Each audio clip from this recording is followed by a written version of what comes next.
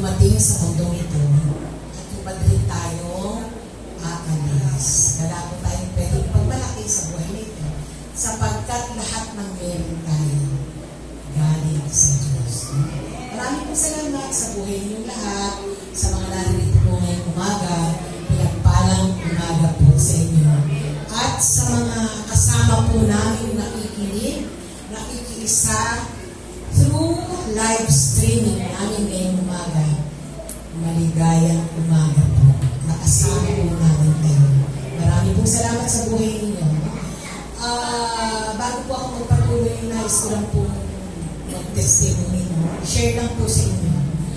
Kahapon po, yung kapatid ko po kasi si Toto, nasa Ramya nakapag-finally ngayon.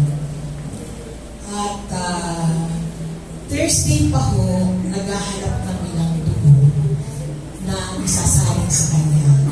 Kasi ang kanya pong dugo is 70/40. At ang sabi po ng doktor kagabi, pag hindi nasalina, magkakaroon daw po ng stroke. By stroke, kasi wala ka 70/40. That was the reading noong pong Sabado, ay noong Friday, no? Pagdating po kahapon, nandun po ako, naging 50 na lang. Pero, ang biyaya ng Diyos, makikita mo siya, ang lakas-lakas po niya, ang malak ng Diyos. At kami po ay nagtutulong-tulong na maghanap ng dugo. Pero po ba yung blood bank? Walang dugo. Universal blood po yun. Oh, plus, walang stock. Nung Webis pa, wala daw stock. Saan ka nakakita ng blood bank na walang stock ng dugo? Ang sabi ko ay parating pa lang raw. Nagtataka po ako. Sabi ko, wala na ba nagtutulid na dugo? Wala na ba nagbibigay ng dugo? Bakit ganun na uubusan sila? Pero alam po ba ninyo, nung umaga ng Saturday, nanalangin na po kami dito sa church. At pag uwi ko po, yung iba ko po, si Faith, at saka si Carla yung anak, umiiyak na. Ang sabi ko po doon kay Faith, nasaan ang pananampalataya mo? Huwag kang umiyak, kasi kako ang Diyos narinig na kung ano ang pangangailangan natin. Hindi tayo pababayaan ng Diyos. Iyak siya nag-iyak, tapos bigla po siyang huminto. Nahinto siya. Kasi totoo naman po yung sinasabi ko. Alam po ba ninyo, nandun po yung pastora kong tiya, nag-aano po kami, nananalangin kami. At sabi ko nga po doon sa tiya ko, Auntie, pumunta ka na sa Babel, ituloy mo yung panalangin natin. Hindi ka na papapasokin ng gwardiya, kasi 6 o'clock na, baka ayaw na nilang magpapasok. Pero makiusap ka doon sa gwardiya, pagpe-pray mo lang si doktor. So nakiusap po siya. Nagpe-pray po sila, parehas silip ng guard. No? At alam po ba ninyo, lahat po ng mga, mayroon po ako isang pamangkin. Kasi yung tita po nila, nagtatrabaho dati sa Red Cross. Ni-reach out ko na po. Sabi ko, baka dyan sa Red Cross Manila, may bukas dyan na pwedeng mag-ano. Sabi niya, hindi maghahanap rin ako. Hanap siya ng hanap. Inabot na po kami ng kalakunan ng madaling araw. Pahanap. Pero, God is an answering God. Ang kailangan po na is 3 bags. Pero alam po ba ninyo, 2 lang ang nakuha kagabi. At alam po ba ninyo, yung 2 bags na yun, dun pa mismo sa Bonnie na tumatangging wala silang stock. Sila ang nagbigay. Sabi ko, Lord, kumilos ka nga, no? Ayaw nilang magbigay. At nag-blood typing pa, si Yani at saka si Carla. Sabi ko, pag nag-blood typing kayo, kailangan nyo ng tao ngayon, kailan pa yan darating? Kasi screen pa yan yung mga dugo ninyo. But the Lord, miraculously, may nakuha po si Carla ng 2 bags. And the other one will be coming this morning. Sabi po nung pamangkin ko, Andy, meron po tayong magagawa. Siguro bukas na. Kasi yung naman sa atin, nakukuna ng madaling araw. Pero praise God, ang Diyos po talaga sumasagot. And I am really grateful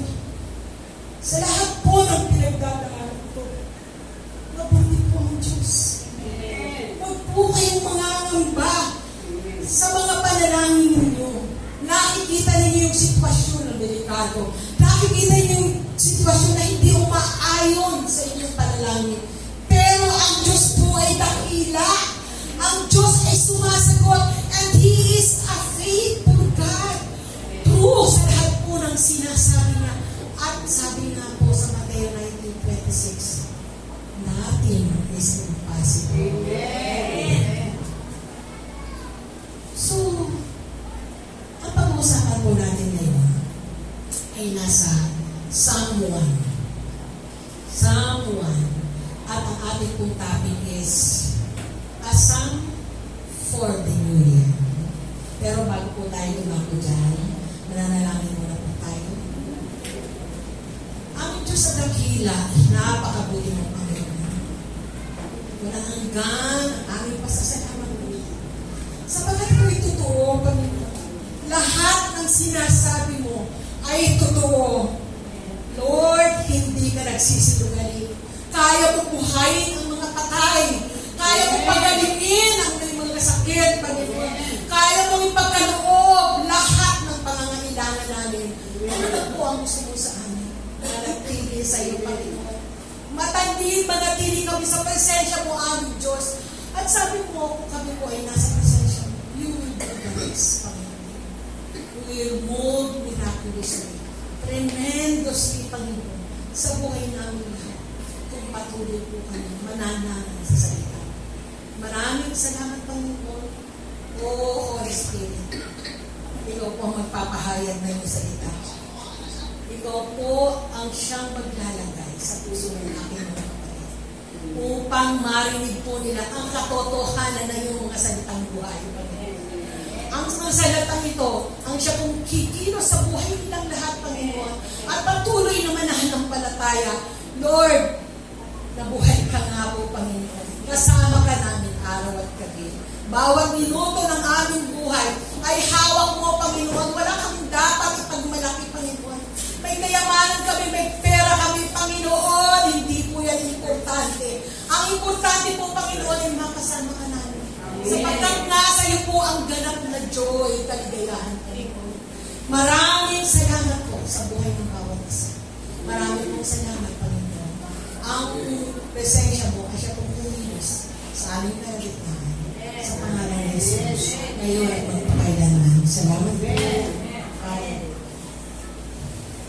Alam niyo po ba, pagbibigay na po ako ng pagyaw na overview tungkol po sa Psalm. Alam po natin yung Book of Psalm, ang haba-haba po. Ito po ay binubuo ng 150 chapters. 150 chapters. At ang Book of Psalm po ay na-divide into 5 sections. Na-divide po yan. Yung 1 to 42, yun po yung istorya ng Genesis, no? Na inuulit sa Book of Psalms. Pagdating po ng 43 hanggang 72, Genesis, Exodus, yun po yung redemption. Pagdating po ng 43, kukunin ko lang po sa ito po. Kasi yung memorya ko rin po, nagkaano na, no? Hallelujah. Pagdating po ng 43, hallelujah. Amen. Pagdating po na, I'm sorry, 1 to 41 relates to Genesis because of its recurring theme of creation. Pagdating po ng 42, 272, Exodus po, because it is a theme of redemption. Pagdating po ng 73 to 89, ang emphasis po ay binigyan ng mga Levitico sapagkat ito po ay worship. No? Ang bumubuo po sa 73 to 89, patuloy po nag-worship ang ating mga minunugan. From 90, no, hanggang 106, inuulit po yung numbers. Inuulit po yung numbers sa Psalm. Sapagkat, dito po nakasalalay yung ginawa ng mga Israelites sa disyerto. Inuulit po ulit yung kwento nila. At 107 to 115. Ito po ang Deuteronomy na they gave emphasis to the Word of God. Yung nasa Old Testament, nilagay po sa Psalm. Ang Psalm po is the istorya po ng fulfillment of God para po sa buhay ng mga Israelites at sa mga Hebreo. At dito po natunghayan yung kanila pong joy, yung kanilang sadness, at yung kanilang mga prayers. Ito po ay hymn, poetic hymn na binubuo ng mga praises and songs for our God. Ngayon po, kalahati po, to be specific, 73 po ng Book of Psalms sinulat po ni David, ni Hari David. And the rest of the books, unknown writers na po dyan ang sinulat. Now, ito po pag-aaralan natin, Psalm 1. Nakapakilagay nga, Psalm 1.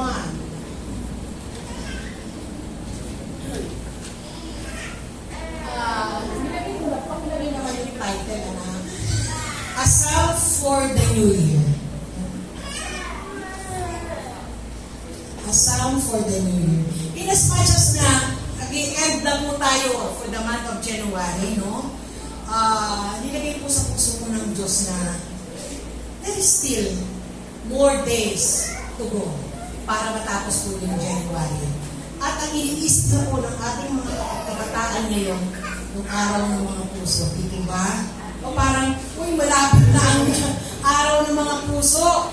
Pero, dito po sa month of January, meron pa akong natitirang araw na dapat natin akapin.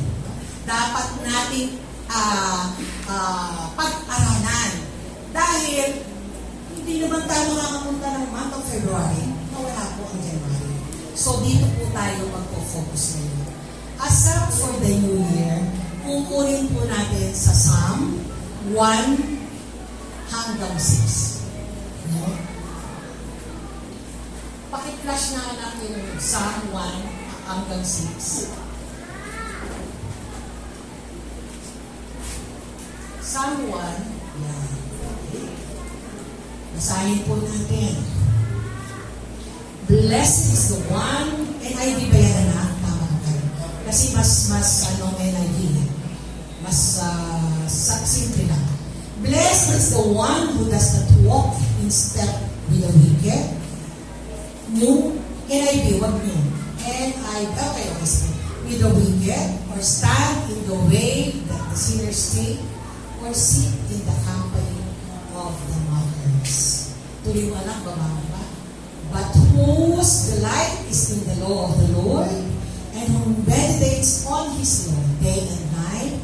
Tuloy mo pa, that person is like a tree planted by the streams of water, who yields its fruit in season, and whose leaf does not wither. Whatever they do, prospers. Amen? Not so the wicked. They are like chaff that the wind blows away. Therefore, the wicked will not stand in the judgment, nor sinners in the assembly of the righteous. For the Lord watches over the way of the righteous, but the way of the wicked leads to destruction. Amen. Someone is a great doorway for the new year. Bakit po ba? Sabi po, as we carefully study someone, it will erase all the frustrations we have. Kasi pag mag-New Year, ang dami natin New Year's resolutions. Ay, yung New Year's resolution ba ninyo? Matutupad lahat? Diba? Napo-frustrate po tayo. Kung minsan, isa na walang nangyayari. Katulad po nung bata-bata pa, sabi ko, mag-exercise ako.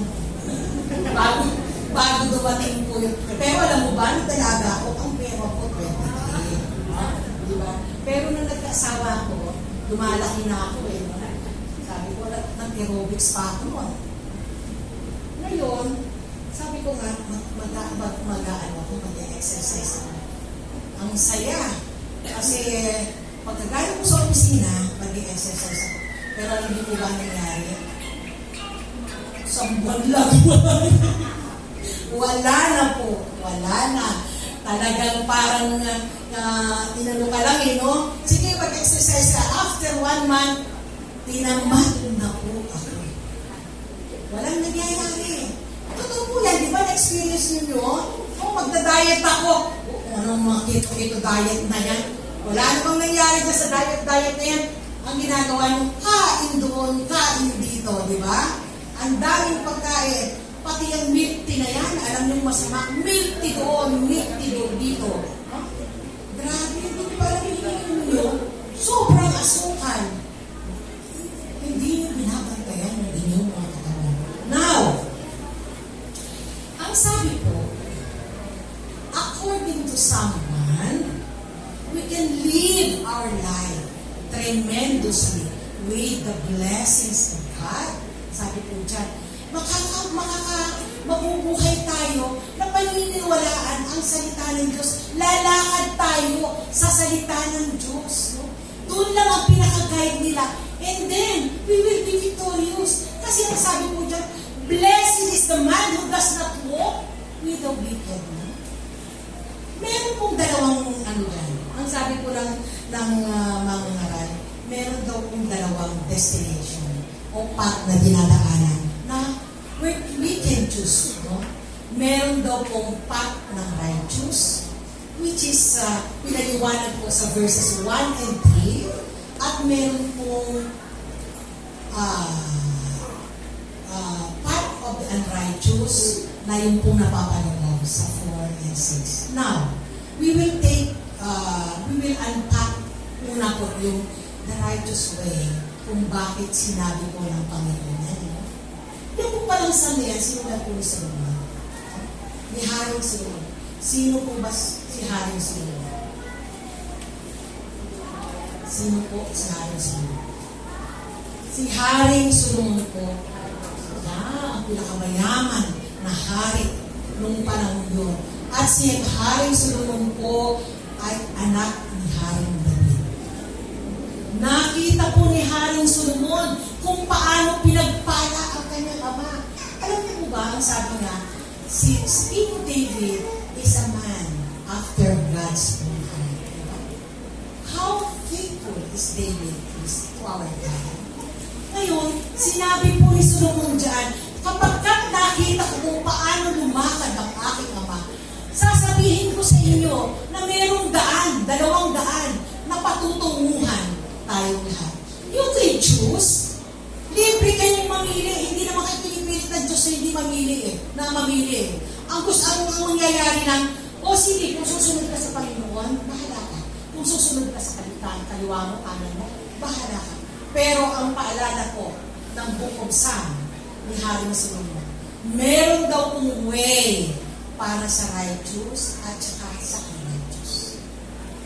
At ang sinasabi po niya, if we walk, kung tayo po ay patuloy na lalakad sa righteousness ng Panginoon, no?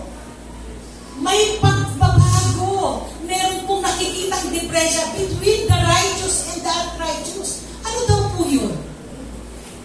The righteous people avoid, no? Na ma-downward sila o ma-pull sila ng mga unrighteous.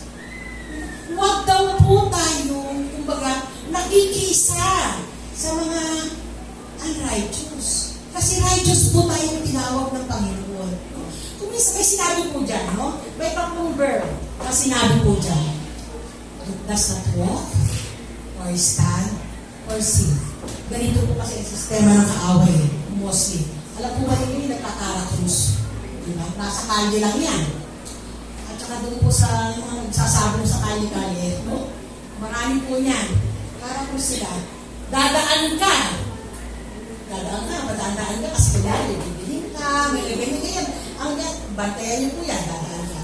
Tapos, nakailang daan ka na sa maghapon kasi walang TV yung Karakus eh. Sasabihin na piso-piso lang yan, piso-piso lang yan.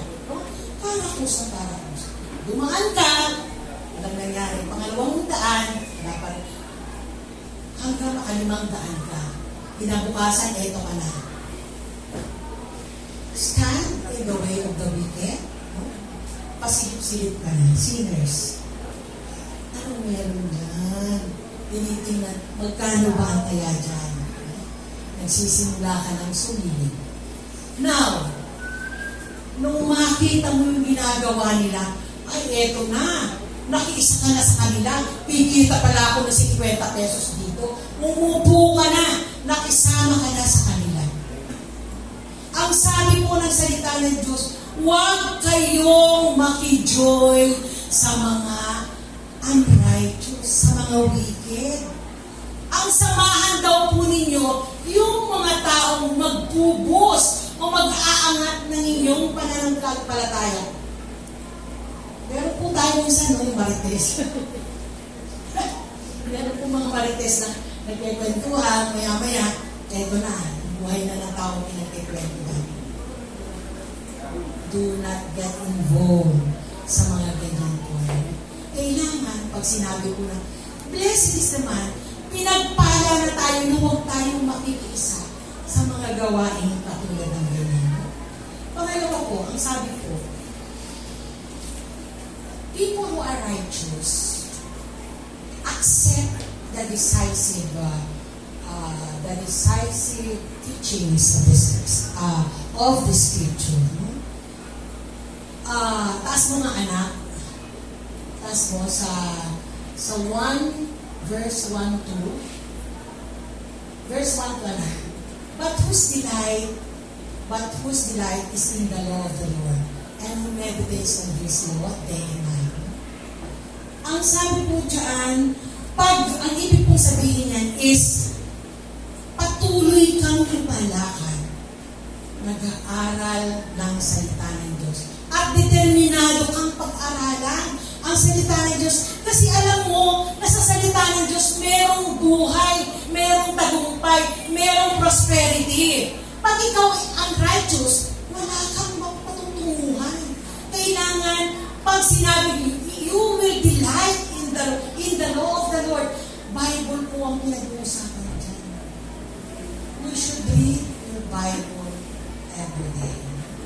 Sapagkat yan po ang buhay at ang kasaganahan. Sabi ko sa Joshua 1:9, ano po ang sabi dyan? Do not let this book of the law depart from your mouth, meditate it day and night, so that you will be able to do everything written on it.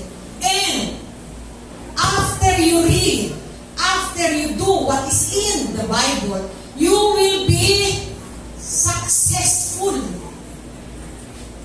Successful po. Basahin mo ang salita ng Diyos. Ganapin mo kung anong inuutos niya at hindi ka mapapariwara. You will be successful indeed. Huwag ka nang lumayo. Ang sabi ng Diyos, marami ang daan na sinasabi ng mga mangangaral. Ito ang matuwid na daan. Dito ka pumunta. Pero ang daan po lang ng talaga. Dadalawa lang. The everlasting life and the destruction. Everlasting destruction. Wala pong mangyayari sa buhay ninyo kung hindi tayo matuwid na lumalakad sa salita ng Panginoong Diyos. Sometimes, alam niyo po ako, ayoko pong sabihin na human as we are. Ayoko po. Kasi tao lang tayo eh. Tao ka nga. Pero ang sabi ng Diyos sa Genesis 1:26, ang ginawa kita, kawangis ko. Ang hininga mo nasa akin, ang hininga ko nasa iyo. And, ang sabi rin po, sa 2 Peter 1:3, the divine power ay ipinagkaloob na sa atin ng Panginoong Diyos that in everything we need in life and in godliness, so wala na po tayo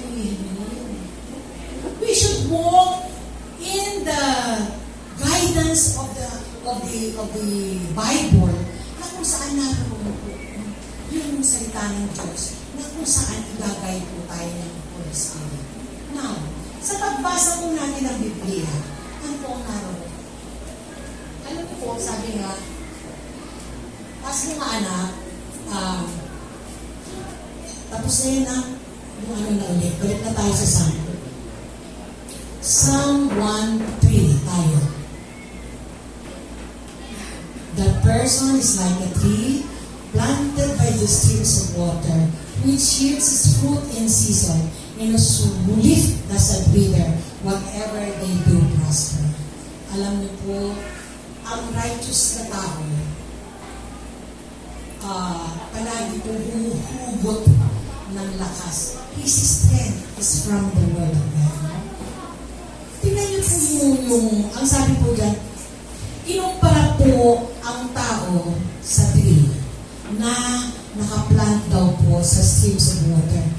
The tree was constantly supplied by the water, and definitely, ito pong water na ito pong tree na to will bloom.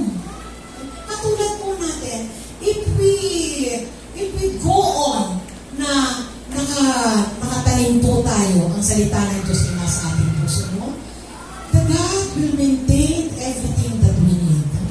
Patuloy po siyang mananahan sa buhay natin at patuloy po na tayong iingatan. Ang sabi rin po dyan, which yields its fruit in season. The stability of the righteous comes from the Word of God. We are stable pag tayo po ay patuloy na nananalangin, patuloy na nagbabasa ng Biblia. Subukan po ninyo hindi magbasa ng Biblia. No? Pagkagising ninyo, wala. Minsan yung nanay nyo, galit na galit pa sa inyo, no? Nagmumura pa yung mga karon, no? Ano ba yan? Wala na naman ngayon, ganyan. Pero once, tingnan mo po, pag ang tao, pagising niya, nananalangin, no? Kasi yung guidance from the Lord talaga yan. At patuloy na nagbabasa ng salita ng Diyos. Alam niyo po, sasamahan kami ng Diyos. Sabi nga po, totoo yung, He will never leave us, nor forsake us. Lahat po ng promises of God will be poured sa inyong lahat. He is a faithful God. He never lies. Kung hindi po siya nagsisinungaling, pag sinabi po yung, Lord, hindi naman niya bibigay sa inyo yung wants ninyo eh. Ang ibibigay po ng Diyos sa inyo, yung kailangan ninyo. Lord, kailangan ko ng kagalingan. Paano nyo marireceive yung kagalingan kung hindi po kayo naniniwala sa salita ng Diyos? Basahin nyo po ito. Para ma-enhance yung ating knowledge, yung ating puso sa ginagawa ng Panginoon. Sapagkat lahat po ng sinasabi niya totoo, from cover to cover. Totoo pong lahat yan. You will never fail, no? Sasabihin nyo, ang hirap naman ang buhay. Sabi mo lang yan. Pero ano sabi ng Diyos? Hindi mahirap ang buhay pag manakasama mo ako. I will guide you. My eyes will be with you. Sabi ko sa Psalm 34:9, those who fear the Lord, lack natin. Hindi po sinabi yung takot, kundi mahal mo ang Panginoon. The translation of fear is mahal mo ang Diyos. Hindi na magkukulang. Sabi po, pag sa atin daw po mga nagkakaedad, katulad ni nanay, ni nanay Adeline. Ilan taong ka nanay? 19. Kung biro nyo si nanay Adeline, ang lakas-lakas pa. Pero ayaw mo nang maliwan natin ako na. Ayaw mo nang alagain, no? Pero si nanay Adeline, ang pangako ng Diyos, habang nagkakaedad ka, at maging puti man ang iyong mga buhok, He will carry you, He will restore you, He will rescue you. Hindi ka pababayaan ng Panginoon. Matthew 28:20. Remember, I will be with you till the end of age. Hindi ka pababayaan. Lord, po namin yan dito ating Yesu. Lahat ng pinangako ng Panginoon, totoo. Maging sa simbahang ito, last minute po, last year, nung mga ilangan kami ng 120,000, hindi po namin yan nabigay ng buo. Pero ang kulit po nung sekretary ng judge, ninatawagan na po ako. Katulad po nung sinabi ko last time. May kulang po, may balanse pa last year, ang church sa 30,000. Sabi ko po sa wala po akong hawak na pera mo. May balanse pa siyang 30,000. Pero tawag na po siya ng tawag. Ang sabi ko po sa secretary, pakisabi po kay judge, bago till the end of October. October na po yun, umabot eh. Kasi, very naman po yung judge eh. Nagbibigay naman siya, mabait po siya. No? Kaya lang, syempre, lupa niya ito eh. Kailangan magbayad tayo. Kasi before, ito pong lupang ito, parang rent to own. Rent to own po ito. Kaya lang ang nangyari po, nagkaroon ng problema yung may-ari at hindi niya nalaman na naibenta na pala ito. No? So, unang nagpang-ari yung doktor, pagkatapos nalipat na po kay judge. Judge pa siya ng Makati. Malaking lalaki, no? Malaking lalaki niya, ngunit po namin. So, nabait po siya. Yung kanyang commander-in-chief, yun ang maingay. Yung asawa po niya nung mag-meeting kami. Mag-meeting kami, nakapagkita kami. Yun po ang maraming sinasabi. But the judge talaga, napakabait po niya.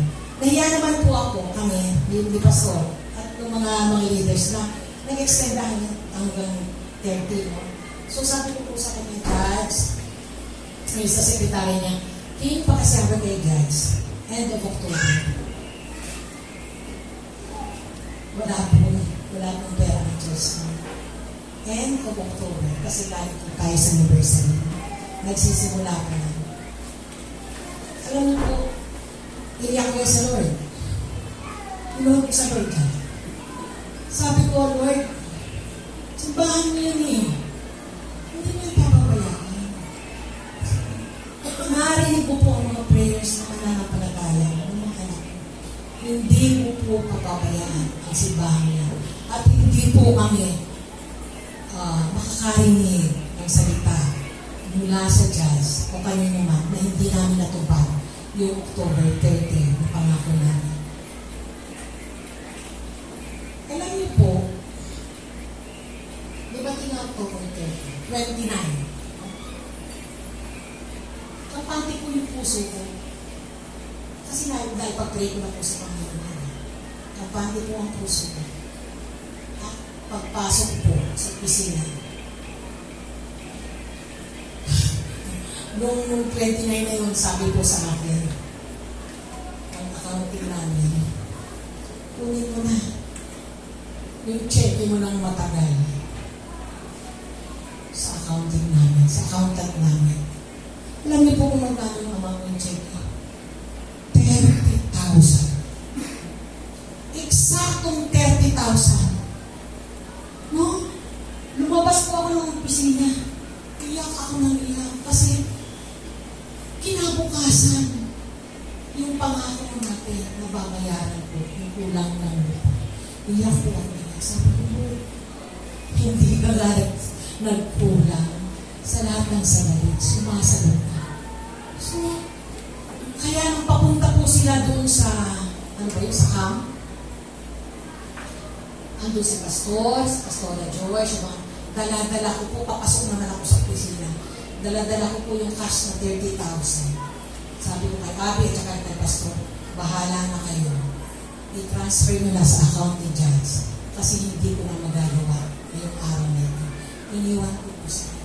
That's how good our God is. Talaga pong sumasagot siya. At lahat ng panalangin niyo, sabi po nga sa Psalm 34, the eyes of the Lord are on the righteous, and His ears attentively hear your cries.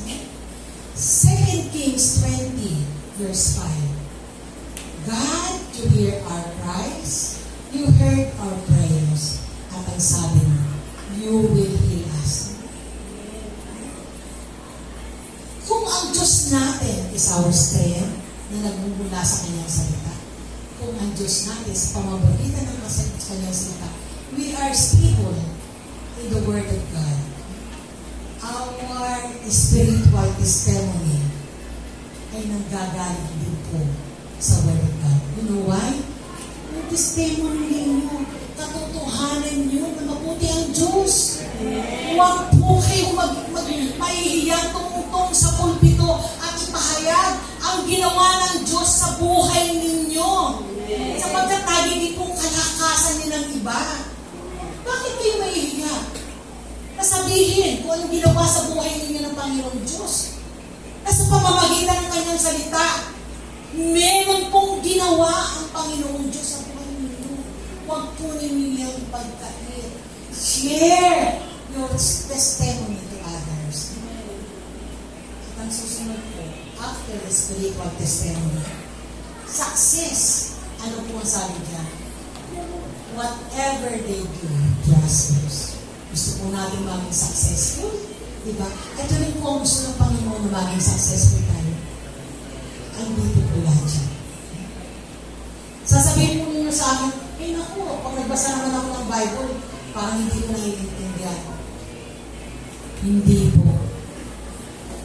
Manalangin muna po kayo, hingin nyo yung gabay ng Espiritu Santo. Kahit hindi po ninyo naiintindihan, patuloy po kayong magbasa ng Biblia. Kasi sa pamamagitan po ninyo, kakausapin kayo ng Diyos. Paano na lang kung hindi po kayo naiintindihan? Baka sasabihin nyo, John 3:16 lang po ang alam ko. Ang tanda mo na, John 3:16 pa rin ang alam mo. No? Tanda mo na sa gawain ng Diyos. Ang gusto ng Diyos, may panglaban ka sa gawa ng kaaway. Pag binato ka ng kaaway, ano panlaban mo? Ano sandata mo? Sasabihin mo, Lord, naniniwala ako. Naniniwala ka. Naniniwala ka sa Diyos. Pero ano, kung verse from the Bible. Diba? Sana pag naniwala ka, Lord, sabi mo, you are with me. Hindi mo ako iiwanan, hindi mo ako pababayaan. Tama po yun. Kahit paunti-unti magbasa kayo ng Biblia. Kasi nandito po ang buhay at kamatayan. Pag hindi kayo nagbasa ng Bible, paano ang buhay niyo pinagpasan? Sasabihin niyo, ay walang nangyari sa buhay ko. Wala nga, kasi wala ka namang binasa. Anong sinabi mo? Lord, naghihirap po ako eh. Totoo ba yan? Gusto kong paghirapin ng Diyos? Diba? Wala po akong pera. Yung pala eh, ba't hindi ka magbasa ng Bible? Ang sabi po sa John 17:10, lahat ng akin nasa inyo. Basahin po natin ang Bible bago po ako magtapos. Meron po akong i-share na kwento sa inyo. Meron po isang preacher. Ang pangalan po na is Joseph Lang. At siya po ay nagbigay ng kanyang pahayag sa gitna po ng kongregasyon. That was, nabasa ko po yun, matagal na po, na-recall ko lang. Noong 20th century po, 20th century pa. Ngayon, nagpahayag po siya sa gitna ng kongregasyon. At ang kanyang kongregasyon, ibinubuo ng mga Hebrews at ng mga Arabo. Now, ang sabi po ng preacher, binasa po niya yung Psalm 1. Psalm 1, 1 to 6. Binasa po niya sa kalagitnaan ng kongregasyon na yun. Ngayon, binasa po niya in Hebrews.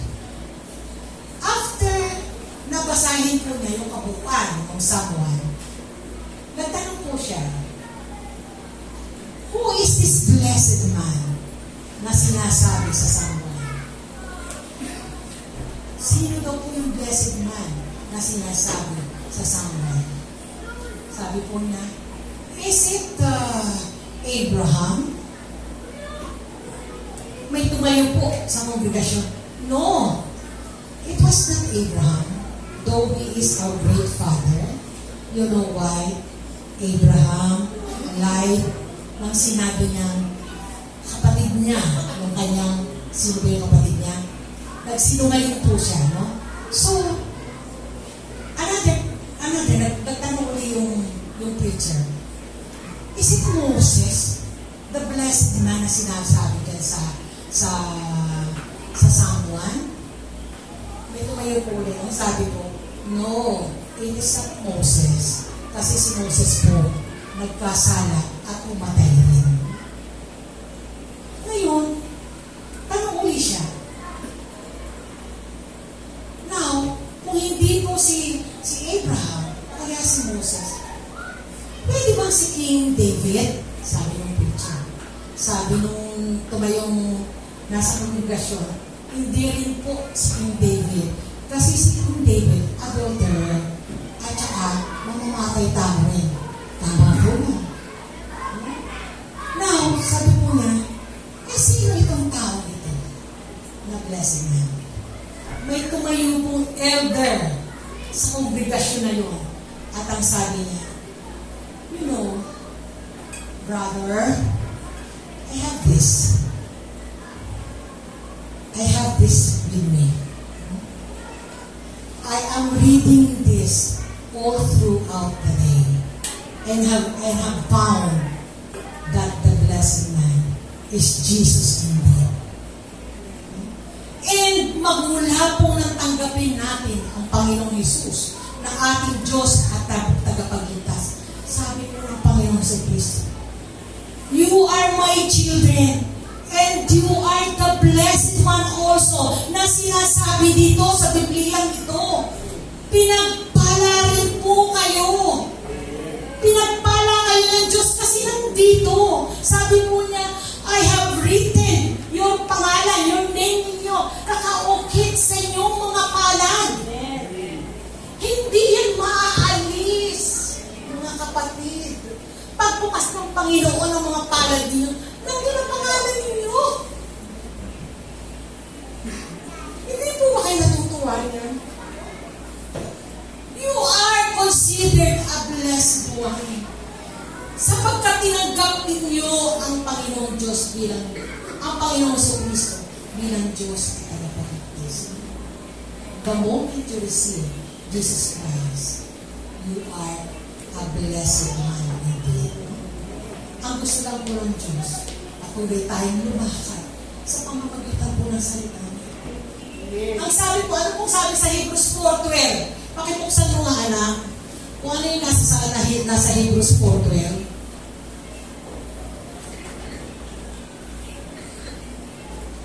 Hebrews 4:12. Ayan po, niwaliwanag po. For the word of God is alive, buhay po and active, sharper than any double-edged sword. It penetrates even to the dividing soul and spirit, joints and marrow. It judges the thoughts and the attitudes of the heart. Kasulok-sulukan. Even yung mga mahimaymay ng ating mga buto at laman, tumatagos po ang salita ng Diyos. So, you can live without the word of God. At sa pamamagitan po ng salita ng Diyos, pagpapalain po tayo lahat. I have 2 takeaways for you bago po kayo uwi. Ang sabi po, gusto ko lang po i-share sa inyo. Stay in the written word of God. Read it. Basahin po ninyo yan. Importante po na kahit paunti-unti. Alam niyo po ba, sasabihin natin, ay, matanda na ako, hindi ako makakapagkabisa ng salita ng Diyos. Hindi po totoo yun. Once na may nadaanan po kayong salita ng Diyos, pagtulog niyo po, kasi clear na yung mind niyo eh. Pagtulog po ninyo, bago kayo matulog, basahin niyo po ulit. At habang nakahintay po kayo, kasi iba yung ginagawa ng iba eh, no? Imbis na magbasa, nandun sa cellphone. Andun, napupuyat sa cellphone. Alam niyo po ba, ako napuyat din eh. Napupuyat din po ako. Kasi nung mga nakaraan, nagtataka ako dun sa mga, yan, nilayanin. Ano yung puriyan ng mga palabas na yan? Lalo na ng pandemic. Sabi ko, pero mo yan? Hindi ba yan?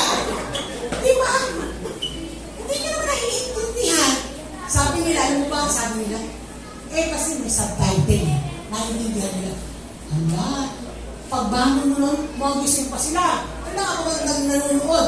Pero alam niyo po ba, sabi ko, tingnan ko nga yan, kung anong nandyan. Ano ba yung nandyan? Alam ko ninyo, nanood rin ako noon. Kung patawarin ako ng Panginoon. Nanood po ako noon. Tinignan ko rin, ano bang itong pinaluluan? Sabi ni Denise, meron ng bago. Si Denise, si Maris, yan, si Yani, si Queen. Sabi niya, meron akong bago. Ganyan. Ano ba yun? Ano ba yun? Tinry ko. Sus, alam niyo ba?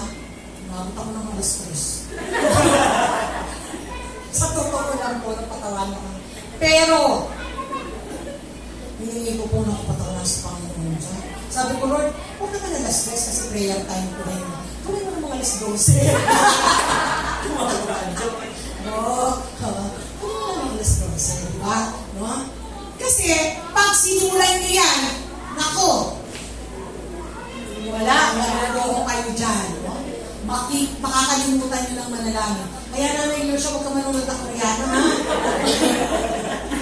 Nanay, adiling, huwag kayo manunod ng Koreano, kasi maluloko kayo talaga. Baka bumili ka pa ng TV malaki, parang no, hallelujah. Ang ibig ko lang pong sabihin, stay always in the written word of God. And, pangalawa po, na dapat natin tandaan, written away. No? The written word of God should be placed inside your heart. Do not forget it. Kahit maiksi lang yan. Sabi nga niyo po, anak, alam mo kung ano na kay limitan. Alam mo, anong pinakamaliit? Maiksi yung verse sa Bible. Sabi niya, Jesus wept. Tinuruan pa niya yung anak niya. Jesus wept. Pero mo yun? Pero yung anak niya, ang galing magkabisa. Talong-talo yung tatay, no? Pero sabi ko nga, Lord, kahit Jesus wept, meron siya nun. No? Kaya hindi ko kalooban ng Diyos na manatili ka tayo sa ngayon. Ang kalooban ng Diyos, as we read His word, put it sa puso natin. Kasi dyan magsasalita ang Panginoon. Dyan tayo kakausapin. And I would like to share, to end this, no? May personal experience ko yan. Alam po niya ni Ate Nina. Kasi, si Kuya Edwin, nagtrabaho rin niya sa Saudi. No? Nung panahon po namin, no, Kuya Edwin, mga 1980s pa yun, ang sulat, bago dumating, sinulat ng January, darating kahati na ng March. Ganun katagal. Magre-record ka sa tape. Hindi mo daw ka nagre-record doon. Hindi ako, parang alanganin ko pa sa sinasabi mo. Parang makarating lang sa asawa mo. No? Makakarating sa kanya isang buwan kalahati. Tapos yung sulat niya makakarating din isang buwan kalahati. Bagong istorya na naman ang gagawin mo. Pag gano'n ang gano'n. No? At sa tagal ng Panginoon, kasi si Bert, yung step ko po, nag-Saudi yan, malilit pa yung mga anak ko. Sa biyaya po ng Diyos, andun na siya, sa kabilang buhay. Kapiling na po ng Panginoon. Yung tatlo ko pong anak, si Rico is mag-8 na po. Si Pong is isang taon lang po ang pagitan nila sa mga 6 years old. At si Ping po, nung umalis ko yung daddy nila, pulis ako. So nanganak ako nang wala si Bert. Ang naririnig lang po ni Iris, nakikita po niya yung picture ni Bert. Pero yung picture po ni Bert, ng daddy niya, kasi doon sa Saudi, Edwin, no, yung mga buhok ng mga nagtatrabaho doon, ang haba na, umaba na ang buhok niya. Kasi yung maggugupit, walang maggugupit doon, sila na lang walang ginagawa. So, pauwi, parating po siya ng mga 3.5 years old na si Iris. Ang lagi po niya naririnig yung boses ng daddy niya. Pinakikitaan mo ng picture, alam niyo haba ko ng daddy niya. Tapos, nung parating ng daddy niya, punta kami sa airport, kalay-kalay ko yung takong anak ko, kasama ko, may mga kasama ko. Sabi nga ni Bert sa akin, huwag mo sasabihin na dati ako ha, titingnan natin ang nangyayari. Nakita na ni Paul at saka ni Rico, ang daddy nila. So, takbo na sila. Naiwan sa akin si Irish yung gusto ko. So, lumapit si Bert. Sabi niya kay Iris, Pin, anak, ano ba? Kahit gupit na yung daddy nila, ang mukha ni Pin, Daddy! Pero mo yun, hindi niya nakita ng personal. Pero, ang narinig niya, boses ng daddy niya. Ganyan rin po sa Bible. If you read, continuously read the Word of God, kakausapin ka ng Diyos at makikilala mo siya deeply. How good is our God. Yes. Napakabuti mo ng Diyos sa lahat ng circumstances sa buhay natin. Sabi nga po natin, in troubles or in good times, we have a great, great God. Yes. Basa lang po ng Bible because this is the source of everything. Maraming salamat po. May natutunan po ba kayo? Yes! Hallelujah. Kung tawagin na po natin ang ating music